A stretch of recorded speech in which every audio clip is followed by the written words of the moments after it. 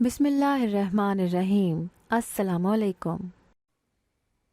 ایک جیل کا ماحول کیسا ہوتا ہے یہ تو آپ سب لوگ جانتے ہی ہیں، اور پھر وہ جیل عورتوں کی ہو تو وہاں پر عورتیں نہیں، چلتی پھرتی کہانیاں ہوتی ہیں۔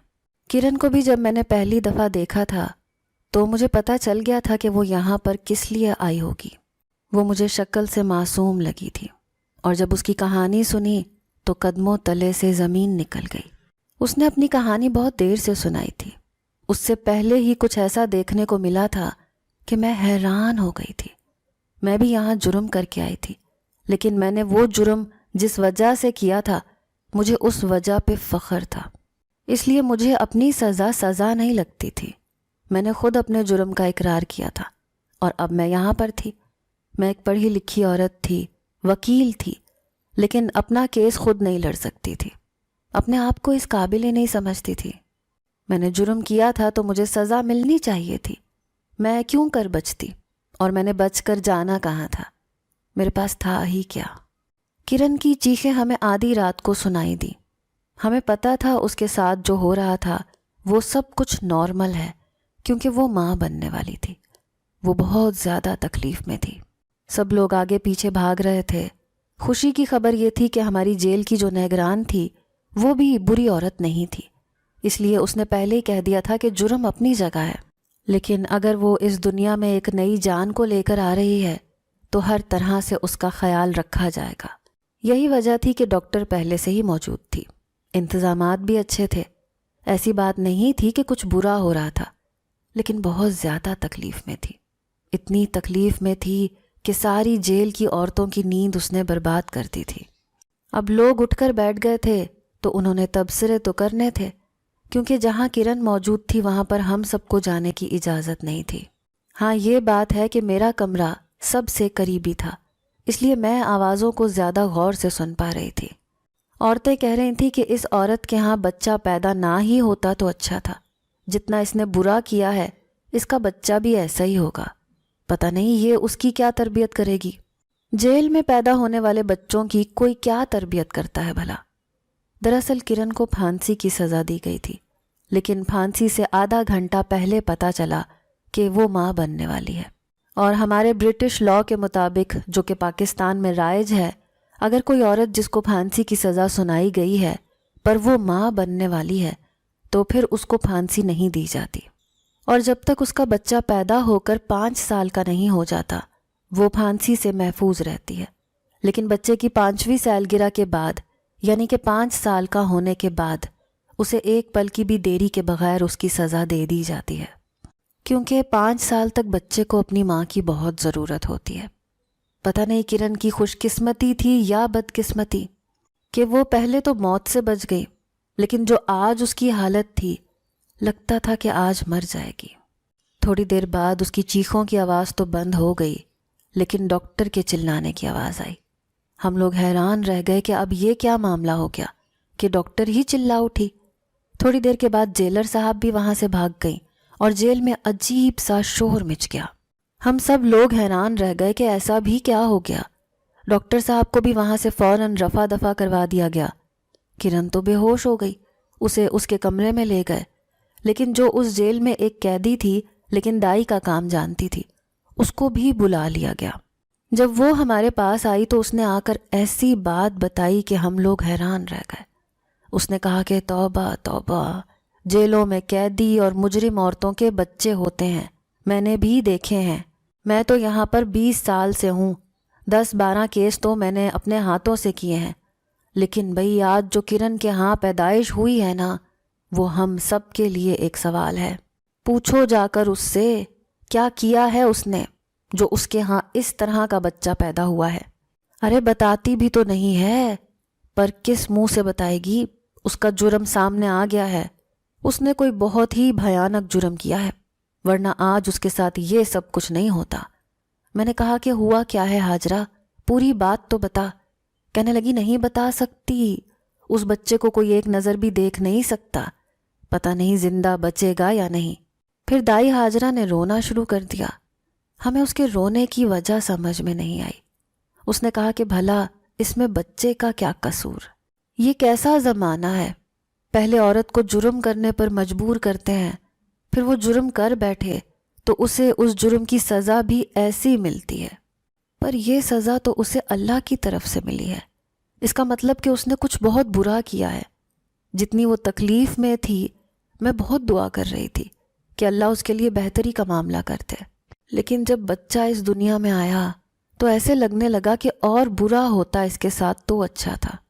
ایسا لگتا تھا ہاجرہ وہاں سے پاگل ہو کر آئی ہے۔ کبھی کہتی تھی کہ وہ بیچاری مظلوم ہے، کبھی کہتی تھی کہ اس کے ساتھ اور برا ہوتا، کبھی کہتی کہ عجیب سا بچہ پیدا ہوا ہے، پوری بات نہیں بتا رہی تھی۔ پھر آخر میں اس نے بتا ہی دیا۔ اس نے کہا کہ مجھے جیلر صاحبہ نے کہا ہے کہ کسی کو کچھ نہ بتانا، اب تم لوگ مجھے سونے دو، میں بہت تھک گئی ہوں، پتہ نہیں مجھے نیند آئے گی یا نہیں، مجھے تو خوابوں میں بھی وہ بچہ ہی نظر آئے گا۔ ہم حیران تھے کہ ایسا بھی کیا ہو گیا ہوگا۔ سننے کو ملا کہ آدھی رات کو بچے کی طبیعت زیادہ خراب ہو گئی، اسے ہاسپٹل لے کر جایا گیا، وہاں پر اسے نیلی روشنی والی جگہ پر رکھا گیا جسے شاید انکیوبیٹر کہتے ہیں۔ اب وہ بچہ وہاں پر تھا اور کرن یہاں پر تھی۔ اس کی نارمل ڈیلیوری ہوئی تھی، اس لیے وہ زیادہ بری حالت میں تو نہیں تھی، لیکن بالکل چپ چاپ ایک ہی جگہ پر بیٹھی تھی۔ 2 دن ہو گئے تھے، اس نے ابھی تک کھانا بھی نہیں کھایا تھا۔ بچہ ابھی زندہ تھا، بار بار خبر آ جاتی تھی، لیکن دائی کہہ رہی تھی کہ کسی بھی ٹائم اگر خبر آئے کہ بچہ اس دنیا میں نہیں ہے تو یہ کوئی زیادہ انوکھی بات نہیں ہوگی، کیونکہ اگر وہ ابھی تک زندہ ہے تو یہ ایک بہت بڑا معجزہ ہے۔ اب تو کوئی بھی کرن کے پاس نہیں جا رہا تھا، اس سے بات بھی نہیں کرنا چاہتے تھے، لیکن میں اس سے یہ سوال پوچھنا چاہتی تھی۔ آج میں اس کی کہانی سننا چاہتی تھی۔ سب کہہ رہے تھے کہ اس نے اتنا گندا جرم کیا ہے کہ اس کے ساتھ یہ سب کچھ ہوا ہے، لیکن ایسا بھی اس نے کیا کیا ہوگا؟ وہ مجھے شکل سے معصوم کیوں لگتی تھی؟ کچھ نہ کچھ تو تھا۔ میں جا کر اس کے پاس بیٹھ گئی۔ اسے بھی پتا تھا کہ میں پڑھی لکھی ہوں اور میری کہانی وہ پہلے ہی سن چکی تھی، کیونکہ اسے یہاں پر کافی وقت ہو گیا تھا۔ میں نے اس سے پوچھنا تھا کہ تمہارے ساتھ ایسا کیا ہوا، تم یہاں تک کیسے آئیں، اور یہ بچہ کس کا تھا، کیونکہ یہ بھی کہا جا رہا تھا کہ وہ کنواری تھی اور یہ بچہ ناجائز تھا، اسی لیے ایسا بچہ پیدا ہوا ہے۔ کیونکہ جب اسے یہاں پر لایا گیا تھا تو کسی نے اس کے شوہر کا نام ہی نہیں سنایا، اس کا شوہر کہیں آس پاس تھا ہی نہیں، نہ ہی یہ بتایا گیا کہ وہ شادی شدہ ہے یا نہیں، تو اس کا مطلب کہ شادی شدہ نہیں تھی۔ میں اس کے پاس جا کر بیٹھ گئی، لیکن مجھے ڈر بھی لگ رہا تھا، کیونکہ اس سے پہلے اس نے ایک قیدی عورت پر ہاتھ بھی اٹھایا تھا۔ بعد میں جب اس لڑکی سے پوچھا کہ تم نے ایسا کیا کہا تھا کہ کرن نے تم پر ہاتھ اٹھایا، تو اس نے جواب نہیں دیا تھا، لیکن وہ بہت زیادہ ڈری ہوئی تھی۔ اب اس بات میں 2 پہلو تھے کہ یا تو اس نے ہی ایسی کوئی بات کی ہوگی جس کی وجہ سے ہاتھ اٹھانا ضروری ہو گیا ہوگا، یا پھر کرن تھوڑی سی پاگل تھی کہ کسی پر بھی کبھی بھی ہاتھ اٹھا سکتی تھی۔ ڈر تو بہت لگ رہا تھا، لیکن میں جا کر بیٹھ گئی، کیونکہ جب میں فیلڈ میں تھی میں نے تب بھی ایسی بہت سی عورتوں کو دیکھا تھا اور ان کے بارے میں سنا بھی تھا۔ مجھے ایسے لگتا تھا کہ میں ایسے لوگوں کو ہینڈل کر سکتی ہوں، اس لیے تھوڑا سا اپنے اوپر کانفیڈنس ضرور تھا۔ میں جا کر اس کے پاس بیٹھ گئی۔ میں نے کہا کہ اب کیسی ہو تم؟ طبیعت دریافت کرنے سے ہی بات شروع کی۔ اس نے کہا کہ کیسی ہو سکتی ہوں میں؟ اگر تم میری جگہ ہوتی تو تم کیسی ہوتی؟ اولاد کا دکھ انسان کو کہیں کا نہیں چھوڑتا۔ میں نے کہا کہ یہ تو تم نے بالکل ٹھیک کہا، کیونکہ میں بھی اولاد کے دکھ سے گزری ہوں۔ میں نے جب ایسی بات کی تو اس نے کہا کہ کیا ہوا تمہارے ساتھ؟ کیا تم بے قصور ہو؟ میں نے کہا نہیں، میں بے قصور نہیں ہوں، جرم کر کے آئی ہوں، لیکن میں نے وہ سب اپنی بیٹی کے لیے کیا۔ اس نے میری بیٹی کے ساتھ برا کیا تھا، اس لیے میں نے اس کے ساتھ برا کیا۔ میں پڑھی لکھی تھی، وکیل تھی، انصاف کا ٹھیکہ لیا ہوا تھا میں نے، شاید اپنے آپ کو بھی انصاف دلا سکتی تھی، پر جانتی تھی کہ یہاں انصاف اتنی آسانی سے نہیں ملتا، اس لیے قانون کا رکھوالا ہونے کے باوجود بھی قانون ہاتھ میں لے لیا اور بدلہ لے کے یہاں چلی آئی۔ اپنی زندگی کو برباد کر لیا۔ معاشرے میں ایک اچھی مثال قائم کر سکتی تھی، لیکن نہیں کی، کیونکہ اس وقت میں ایک وکیل بن کے نہیں بلکہ ایک ماں بن کے سوچ رہی تھی۔ اس نے میری بیٹی کے ساتھ برا کیا۔ میری بیٹی کم عمر تھی، معصوم تھی، اسے پتہ بھی نہیں تھا کہ یہ دنیا اتنی بری ہے۔ پھر میں نے وہی کیا جو مجھے کرنا تھا۔ میری بیٹی بھی اس دنیا میں نہیں ہے اور اس کے ساتھ برا کرنے والا بھی۔ میں اپنے کیے کی سزا کاٹ رہی ہوں، پر کوئی دکھ افسوس نہیں ہے۔ جب میں نے اسے اپنی کہانی بتا دی تو اس نے میرے کندھے پر ہاتھ رکھ کر مجھے تسلی دی۔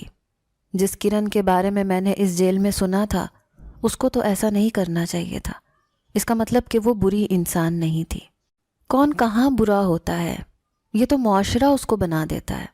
پھر میں نے اس سے موقع دیکھ کے پوچھ ہی لیا کہ تمہارے ساتھ کیا ہوا تھا کہ تم یہاں تک آ گئی، کیونکہ وہ بھی جوان تھی، خوبصورت تھی، شاید مجھ سے بھی کم عمر تھی اور مجھ سے بھی زیادہ خوبصورت تھی۔ اس نے کہا کہ میرا جرم میری خوبصورتی ہے، اس نے مجھے اس مقام پر پہنچایا ہے۔ پھر وہ مجھے اپنی کہانی سنانے لگی۔ اس نے کہا کہ ہم لوگ بہت غریب تھے، میرے بابا بیمار رہتے تھے، انہوں نے کسی آدمی سے قرض لیا تھا اور وہ قرضے کے علاوہ بھی ہمیں کچھ پیسے دے کر جاتا رہتا تھا۔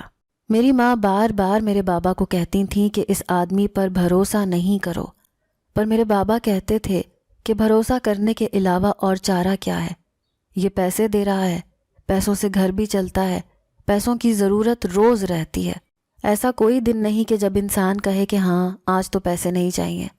تو کیا کروں میں بوڑھا آدمی ہوں، معذور ہوں، اس کے پیسے نہیں لوں گا تو کیا کروں گا؟ بابا اپنی جگہ ٹھیک تھے، ان کو گھر چلانا تھا، بہنوں سے گھر بھرا ہوا تھا، لیکن طریقہ ان کا بھی غلط تھا۔ ان کو سوچنا چاہیے تھا کہ وہ پیسے کیوں دے رہا ہے اور واپس لینے کی بات بھی نہیں کرتا۔ میں سب سے بڑی تھی، مجھے بھی اپنی بہنوں کی فکر تھی، اور پھر غریبوں کے گھر میں تو غربت ہی راج کرتی ہے نا۔ کسی نے اتنی تعلیم بھی نہیں دلوائی کہ کچھ کر لیتی، گھر میں بیٹھ کر ٹیوشن ہی پڑھا لیتی۔ پڑھی لکھی نہیں تھی نہ ہی میری بہنیں۔ اماں کہتی تھی کہ ان کی شادی کر دو، ان کو بیچ دو۔ جب وہ ایسا کہتی تھیں تو ہم حیران رہ جاتے تھے، پر اس کا مطلب یہی تھا کہ کسی امیر آدمی سے شادی کر دو جو بدلے میں ہمیں 2-4 پیسے بھی دے دیں اور ان کو بسا بھی لیں، تو ایسا کرنے میں کیا برا ہے؟ یہاں تک کہ غربت نے ہمیں اتنا نچایا کہ ہم اس بات کو بھی تیار ہو گئے۔ اور جب یہ بات اس آدمی تک پہنچی جو ہمیں قرضے دے رہا تھا، تو اس نے کہا کہ میں شادی کر لیتا ہوں۔ اس کی بات سن کر میرے بابا نے کہا کہ ہاں کیوں نہیں، تم نے تو پہلے بھی ہمارے لیے اتنا کچھ کیا ہے۔ اس نے کہا کہ ہاں، بس شادی ہو گئی۔ بابا نے کہا کہ کر لو شادی میری بیٹی سے، تمہارے پیسے میں واپس کر دوں گا۔ اس نے کہا کہ کیسی بات کرتے ہیں حاجی صاحب، آپ کی بیٹی میری بیوی بن جائے گی تو پھر تو گھر والی بات ہو جائے گی۔ ارے بھول جائیں قرضے کو، اور آپ کی باقی بیٹیاں تو میری سالی بن جائیں گی، ان کی شادی بھی میں کرواؤں گا۔ یہ آدمی مجھ سے پورے 15 سال بڑا تھا، شکل و صورت کا بھی بہت برا تھا۔ اس کی پہلی بیوی اس سے ناراض ہو کر جا چکی تھی، اس کے اپنے بچے میرے برابر تھے۔ جب وہ قرض دار سے رشتہ جوڑنے کے بارے میں سوچ رہا تھا تو پھر سوچیں کہ وہ کتنا مجبور ہوگا کہ اسے کسی نے اپنی بیٹی نہیں دینی تھی۔ جب قرضہ دینے آتا تھا تو تب ہم اس کے بارے میں زیادہ نہیں سوچتے تھے، لیکن اب شادی کی بات آئی تو سب کچھ پتہ چل گیا کہ یہ آدمی تو شادی کے قابل ہی نہیں ہے۔ لیکن بابا اس کو ہاں کہہ چکے تھے۔ میری ماں نے کہا کہ اس سے اچھا ہے بیٹیوں کو کنویں میں دھکیل دو، لیکن اس آدمی سے شادی نہ کرواؤ۔ بابا نے کہا کہ اگر کنویں میں دھکیلنا ہے تو پھر اسی کو دے دیتے ہیں۔ میرے بابا کے دماغ میں نہ جانے کیا فطور سوار ہو گیا، اس نے میری بابا کو اپنے باتوں میں لگا لیا اور میری شادی کروا دی۔ میں ایک بوڑھے، بدصورت، بد اخلاق، بد نیت مرد کے ساتھ اپنی زندگی گزار سکتی تھی، اپنے بابا کی خوشی کے لیے، اپنی بہنوں کے بہتر مستقبل کے لیے، اور یہ سوچ کر کہ چلو میرے بابا کا بوجھ ہلکا ہو جائے گا۔ لیکن پھر اس آدمی نے جو میرے ساتھ کرنا شروع کر دیا، وہ بھی کوئی عزت دار لڑکی برداشت نہیں کرتی، میں بھی نہیں کر سکتی تھی۔ اس نے میرا سودا کرنا شروع کر دیا، وہ میرا دلال بن گیا۔ اگر صرف شوہر بن کے رہتا تو کیا برا تھا، لیکن اس نے ایک گندا اور غلط راستہ اپنایا، اور میں یہ سب برداشت نہیں کر سکتی تھی۔ اس لیے ایک دن موقع دیکھ کر اسے اس دنیا سے روانہ کر دیا، اور اسی پاداش میں یہاں پہنچی۔ اس کے بعد کرن خاموش ہو گئی۔ جب میں نے یہ بات سنی تو مجھے اس کی کہانی بری نہیں لگی، اس نے بالکل ٹھیک کیا۔ جو شخص اس کے ساتھ ایسا کرے تو پھر اس کو سزا پر سزا کیوں ملی؟ اس کے ہاں ایسی اولاد کیوں پیدا ہوئی؟ ہمیں پتہ چلا تھا کہ اس کے ہاں جڑواں بچے پیدا ہوئے تھے، یوں سمجھیں کہ 4 بچے پیدا ہوئے تھے، لیکن وہ بچے آپس میں جڑے ہوئے تھے۔ کرن پہلے ہی کہہ رہی تھی کہ مجھے پتا ہے کہ میرے بچے نہیں بچیں گے، میں نے کہا کہ کیا وہ بچے تمہارے شوہر کے ہیں؟ تو اس نے کہا کہ نہیں، میرے شوہر کے بچے نہیں تھے وہ۔ اب میں حیران ہوئی کہ اس کا مطلب اس کا کسی اور کے ساتھ تعلق تھا۔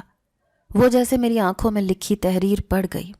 اس نے کہا کہ تم یہی سوچ رہی ہو نا کہ میرا کسی اور کے ساتھ تعلق تھا یا نہیں؟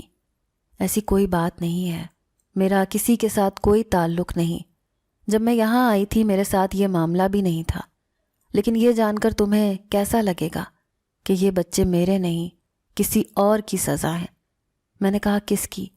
اس نے کہا جب قدرت ناراض ہو جاتی ہے نا تو وہ اس طرح سے اشارے کرتی ہے، لیکن یہ قدرت مجھ سے ناراض نہیں ہوئی۔ میرے ساتھ تو پہلے ہی برا ہوا تھا، اور میں نے جس آدمی کو اس دنیا سے روانہ کیا وہ اسی قابل تھا، کیونکہ آج وہ میرا استعمال کر رہا تھا، کل کسی اور کا کرتا، کسی اور مجبور باپ کی بیٹی کا فائدہ اٹھاتا، اس سے نکاح کرنے کا بہانہ کر کے اپنی دکانداری چمکاتا رہتا۔ اس لیے میں نے کچھ برا نہیں کیا، لیکن مجھے پتا نہیں تھا کہ میری سزا ختم نہیں ہوئی، کیونکہ جب میں جیل میں لائی گئی تو رات کے اندھیرے میں میرے پاس ایک عورت آئی۔ اس نے مجھ سے کہا کہ کوئی کام ہے، وہ مجھے اپنے ساتھ لے گئی۔ یہ سن کر میں حیران رہ گئی۔ میں نے کہا کون تھی وہ اور کہاں لے گئی تھی تمہیں رات کے ٹائم؟ اسے کیا کام ہو سکتا تھا؟ کرن نے کہا کہ میں بھی یہی سوچ رہی تھی کہ رات کے وقت اسے کون سا کام تھا مجھ سے۔ وہ مجھے وہاں سے لے گئی، ایک کمرے میں چھوڑ دیا۔ 2 گھنٹے گزر گئے، واپس نہیں آئی، لیکن کمرے سے باہر نکلنے کا کوئی راستہ نہیں تھا۔ اب میں پریشان ہونے لگی کہ یہ سب کچھ کیا ہو رہا ہے۔ پھر وہاں پر ایک آدمی آیا۔ اس کے بعد مجھے پتا چلا کہ وہ کمرہ نہیں، وہ دوزخ تھی۔ یہ سن کر میرے قدموں تلے سے بھی زمین نکل گئی۔ میں نے کہا کون تھا وہ آدمی؟ کیا تم اسے جانتی ہو؟ اس نے کہا کہ میں بھی جانتی ہوں، تم بھی جانتی ہو۔ یہ جو آدمی اکثر یہاں راؤنڈ پر آتا ہے، وہی آدمی جو یہاں پر آ کر کہتا ہے کہ آپ سب میری بہنیں ہیں، میں آپ لوگوں کے لیے انسانی حقوق والوں سے بات کر رہا ہوں، جن چیزوں کی آپ کو کمی ہے وہ لا کر دوں گا۔ وہ بھی انتظامیہ کا ہی بندہ تھا، اور ہم سب سمجھتے تھے کہ بہت اچھا انسان ہے۔ اس کا نام وقار تھا، سب اسے وقار بھائی کہتے تھے، لیکن رات کے اندھیرے میں وہ یہ سب کچھ کرتا تھا۔ یہ جان کر تو میری حالت ہی بری ہو گئی۔ میں نے بتایا کہ میں وکیل تھی، لیکن میں نے اپنا کیس نہیں لڑا، بلکہ قانون کو اپنے ہاتھ میں لینا زیادہ مناسب سمجھا۔ لیکن اب میرے اندر کی وکالت جاگ گئی تھی۔ میں نے فوراً سے شور مچا دیا۔ میں نے کہا کہ تم سب جو رات سے کرن کو برا بھلا کہہ رہے ہو، اس کے بچے کو اس کے گناہوں کی سزا کہہ رہے ہو، تمہیں پتا ہے کہ یہ اس کے شوہر کا بچہ نہیں بلکہ کس کا بچہ ہے؟ مجھے کرن روکنے لگی۔ اس نے کہا یہ کیا کر رہی ہو تم؟ میں نے کہا تم پہلے ہی جیل میں ہو، تمہیں کس بات کا ڈر ہے؟ وہ چپ ہو گئی۔ میں نے شور ڈال دیا۔ یہ بات میں نے جیلر صاحبہ کو بتا دی، پورے اسٹاف کو، سب کو بتا دی۔ وہ آدمی بھی کھل کر سامنے آ گیا۔ اس نے کہا کہ یہ جھوٹ بولتی ہے۔ میں نے کہا جھوٹ تم بول رہے ہو، وہ بچے ابھی بھی زندہ ہیں، ڈی این اے ٹیسٹ کروا لیتے ہیں۔ جب ڈی این اے ٹیسٹ کی بات آئی تو وہ چپ ہو گیا۔ تھوڑی دیر کے بعد اس نے اپنا گناہ قبول کر لیا۔ صاحبہ نے فوراً سے ایکشن لیا، کہا کہ ہم اس کو یہاں سے نکالیں گے اور اسے معطل کروائیں گے۔ صرف اتنا ہی نہیں، اسے سزا بھی دلوائیں گے۔ اور واقعی اسے سزا ہوئی۔ تب سے میں بھی یہیں پر ہوں، اور کرن بھی۔ اس کا بچہ تو اس دنیا میں نہیں رہا، لیکن اسے پھانسی کی سزا نہیں ہوئی، بلکہ اس کے ساتھ رعایت کا معاملہ کیا گیا اور اسے عمر قید کی سزا سنا دی گئی۔ ابھی ہم لوگ جیل میں ہی ہیں۔ ہم نے یہ کہانی میری ایک دوست کو سنائی تھی۔ اس نے کہا تھا کہ وہ کہانی آگے پہنچا دے گی تاکہ باقی لوگ بھی یہ سمجھیں، ان کو بھی یہ پتہ چلے کہ کبھی کبھی گناہ گار لوگ بھی بے قصور ہوتے ہیں۔ انہوں نے ایک گناہ کیا ہوتا ہے، لیکن اس کا مطلب یہ نہیں کہ وہ بار بار گناہ کرتے ہیں۔ وہ کہتے ہیں نا کہ ضروری تو نہیں ہے کہ صرف مظلوم ہی روتے ہوں، کبھی کبھی ظالموں کی آنکھوں میں بھی آنسو آ جاتے ہیں۔ ہم نے برا کیا تھا، لیکن برا ہوا تھا ہمارے ساتھ، اس لیے برا کیا تھا۔ اس کا مطلب یہ تو نہیں کہ ہمیں اللہ واسطے کا مال سمجھ کے ہمارے ساتھ کچھ بھی کیا جاتا۔ مجھے نہیں پتا کہ یہ کہانی کتنے لوگوں تک پہنچ رہی ہے، کتنے لوگ اس کو سنیں گے، اور کیا اس کا کوئی نتیجہ نکلے گا۔ ہماری زندگی پر تو شاید اس کا کوئی اثر نہیں پڑے، لیکن آپ کو اس بارے میں پتہ ہونا چاہیے کہ یہ دنیا کتنی بری ہے اور ہر جگہ پر عورت کو استعمال کیا جا رہا ہے. اس لیے کسی بھی عورت کو برا کہنے سے پہلے سوچ لیا کریں کہ اس نے یہ سب کچھ کیا کیوں تھا. اگر آپ کو آج کی ہماری کہانی پسند آئی ہے تو اسے لائک کیجیے اور اپنے پیاروں کے ساتھ شیئر کیجیے.